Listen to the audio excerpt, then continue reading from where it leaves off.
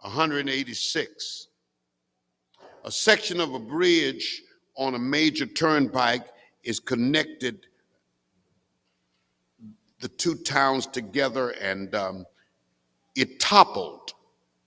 It just dropped one morning on June 28th, 1983. So 81 is Missouri, and then here comes another connected bridge in 1983. 3 people plunged to their deaths, and in both of these cases, there was either a faulty design or a weak link supporting the structures. Either who designed it didn't do a good job,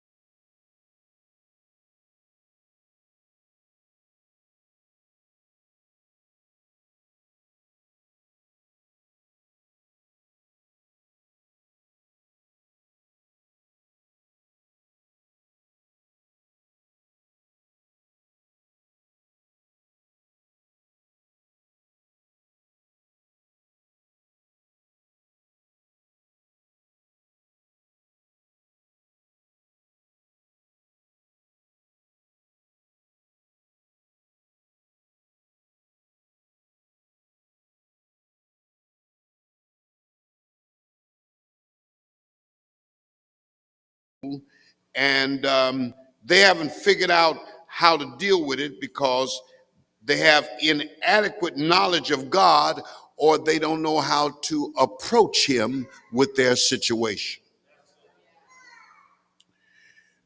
We don't know how to respond because it's through God that we get back to Him, and we don't go to Him unless we know He's willing to accept us. And when we do wrong, we really are not sure He's going to accept us. Some people are hiding from God. In the bottle, in liquor, in sex, in drug abuse, in attacking other folk who get too close to them, who are angry with God but taking it out on godly people in the house. They don't like you because you talking about God. Have you ever been cussed out by talking about God with a family member?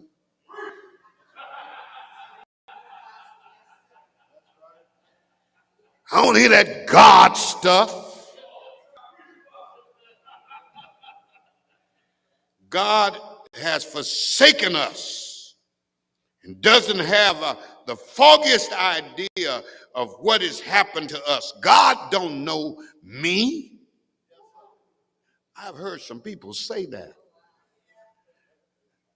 Well, let me just drop this on you. Because we are confused, we conclude that God must be confused and perhaps just doesn't care. Because you confused don't mean God is confused. God ain't confused about your thoughts, your being, because God made you.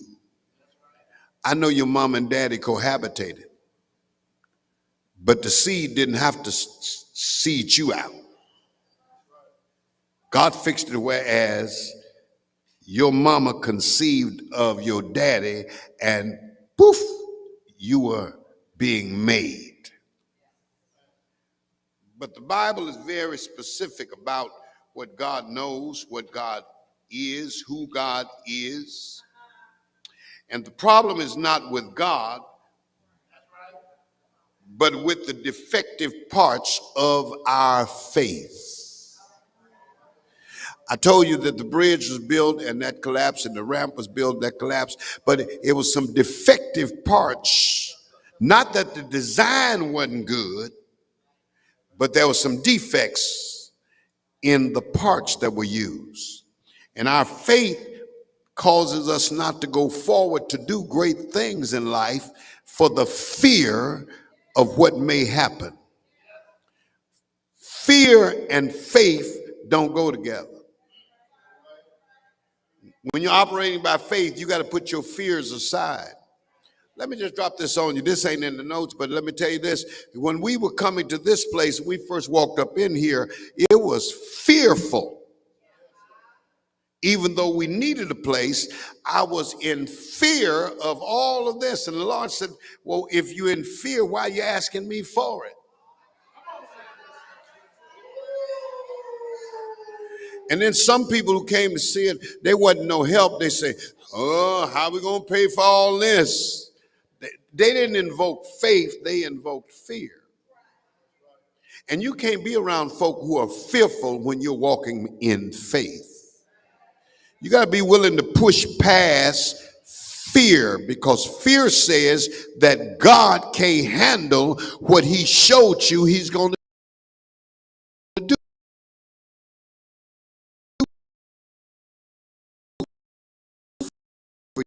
To his diagnosis, because I got a daughter here right now, and let me tell you, she was told she'd never make 21 and never have any children. Well, she's 35 and she got 7 children, I think. Oh, 1 on the way. I'm sorry. Never. And the doctor diagnoses you according to what he learned and what he sees. But what he don't know is the spiritual movement of God, who is sovereign. Don't go looking for a job talking about, I know they ain't gonna hire me. You ain't gonna get hired. And since faith is based on our knowledge of God, how much do you know about God?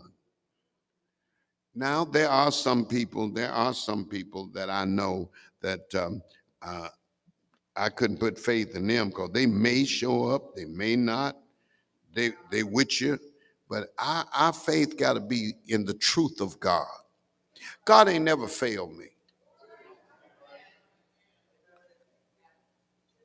God has never failed me. I might not have got what I wanted, but that wasn't what I needed.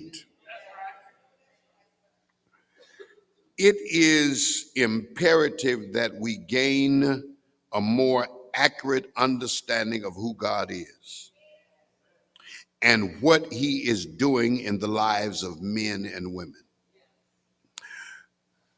Let's get out of just having church. We black people know how to have church. We just can have church. We know how to do that. but we got to become God's representative on earth. When folks see you, they got to see God, the God presence in you. Since many of these supporting truths that are hidden in our lives and in the maze of difficult words, such as the word, I'm going to give you some words and you can write them down because they're necessary for you. Predestination, election, reconciliation, redemption, and justification. Predestination, election, reconciliation, and justification. I'm going to be dealing with these for the next few weeks so you can understand thoroughly what they mean. There'll be great basic foundations for us to build on. We tend to shy away from them, but that's a mistake because these truths are like steel spikes. Instead of using a spike that's faulty, we use a steel spike when we use the word predestination, election, reconciliation, justification. They're like pins that when you're building something, you put that pin in it, it will hold it. They're like clamps that hold our faith together. If you have a clasp on your necklace, you don't want one that will break while you're out somewhere and you lose your necklace. Especially if you paid $1,000 or more for your necklace, you want a clasp that just don't fall apart. What holds you together? What do you have that keeps you from falling apart when tragedy hits your family? What is it that people come to you in the family and you didn't even know they looked at you like they look at you, but they respect you because they've heard you say, God gonna do it. It's gonna be all right. Somebody dies in the family and somebody just breaks down and say, yo, God ain't no good. He let my mama die. He said, but you still here. So he pretty all right. Death is sure. Life is uncertain. Let me say it again because you didn't get that. Death is sure, but life is uncertain. Hey, I'm ready to fly out here tomorrow, but they talking about it's going to rain and storm. And the other day I had folk at the golf outing couldn't get here because of storms and rain. You never know when the storm going to come. I hate to tell you, the sun can be shining 1 minute and the next few minutes the storm come and all that disappear and you can't get to the house before you soaking wet. So let's kind of analyze it a little bit, and I'm going to be just a few more minutes and I'll be done. Let's begin our virtue of knowing, our venture rather, of knowing God more intimately by looking at predestination. Consider first some underlying truths about God. That's the first thing. There's some things about God that just are true no matter what you say. So what underlying truths will help us better understand predestination? Here's what I found. Since predestination is often difficult to understand by itself, let's consider the following underlying truths which will provide a foundation to help us picture predestination more so we have it clearly. We'll begin with the fact of God's sovereign right. God has a sovereign right because God is sovereign. And therefore, he has the right to do as he desires without asking anybody. God is in charge. Before there was a when or where or then or there, God said, he spoke, let there be, and there was. He started rolling time into eternity. Set times were put in place even before time started. God is sovereign. Who are you to tell God what to do? You know how often we tell God what to do? Lord, heal my mama. He said, but I don't want to heal because when she leave here, you're going to find me.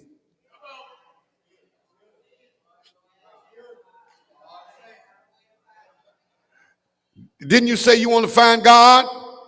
God said, well, you were depending on your mama to be there for you, and that was your God, but it was small G, but it was your God.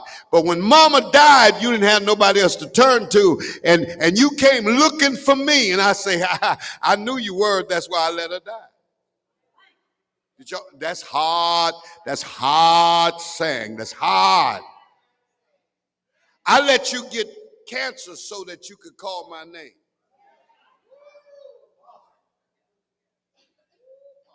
I'm sovereign.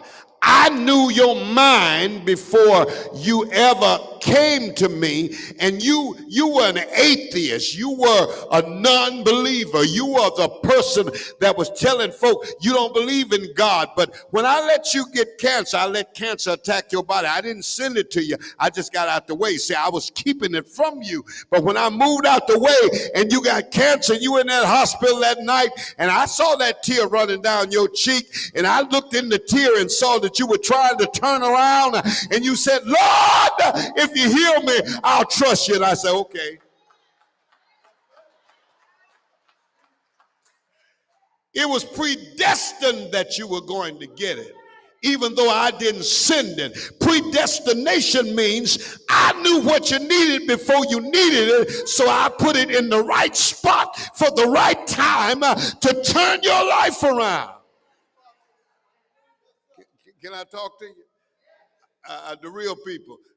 You ever seen something happen in your life and you looked around and said, there was nobody but the Lord? And let me drop this on this gonna mess with you. You married somebody, and after you married them, you found out this ain't the right one. God said, I told you.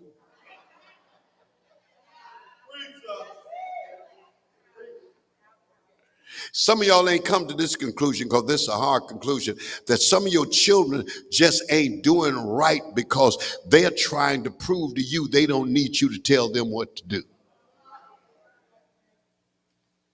Let me just get to the next little pit, then I'm gonna close this thing, because God is sovereign. Say, God is sovereign.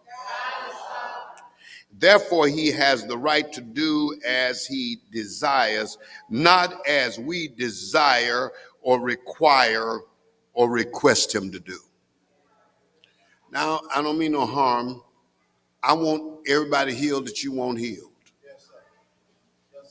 And I know some of y'all have called me and said, my brother's sick, my mama, my cousin, my child.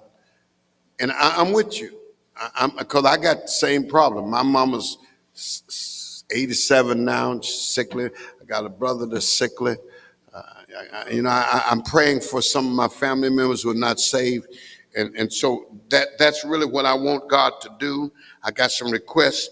But when I refer to a sovereign God, I'm speaking of that which is supreme, independent in his authority. He has jurisdiction over my life. And by God being the supreme being of the universe, his decisions rule beyond my decisions, my desires. He's independent of having to answer me. But I love it when he does. But he really don't have to. Because when he started this world rolling, he knew before he spoke it the day you were going to be born and the day you were going to die. He knew all of the calamities you were going to have in between, and he knew you were going to be a rebellious person in some ways. when I be talking to some people and they got that rebellious spirit, I used to try to turn them around. Now I just say, okay. Few days, few years, months later, they come and say, Pastor, you know what you was telling me the other week? I said, no, I don't remember. And they go to telling me all the stuff, and I start laughing in my spirit. It's hard to laugh out loud with people when you try and show them something because they'll get mad with you. But some of y'all, when you come back to me after stuff, Brother McGowan, when you come back to me after stuff that you said to me and I heard you and I didn't say nothing to you, and I laugh, I don't mean no harm. Folks say, you laughing at me? No, about you. Not at you, but about you. As believers, we got to stop trying to direct God's footsteps. He's supreme. Don't mean he won't do something for us. Don't mean he won't activate when we call him. And that does not denounce faith. But it's got to be within the context of who God is and what God wants for your life. Is what God has for you better than what you want for your life? Some of my lively things are selfish. I admit mine. Do you admit yours? Some things are very self-centered and selfish. But predestination says to me that the God I serve is supreme and he's over the universe and not just the earth. Let me close because the answer to God is allowing him to be who he is for you.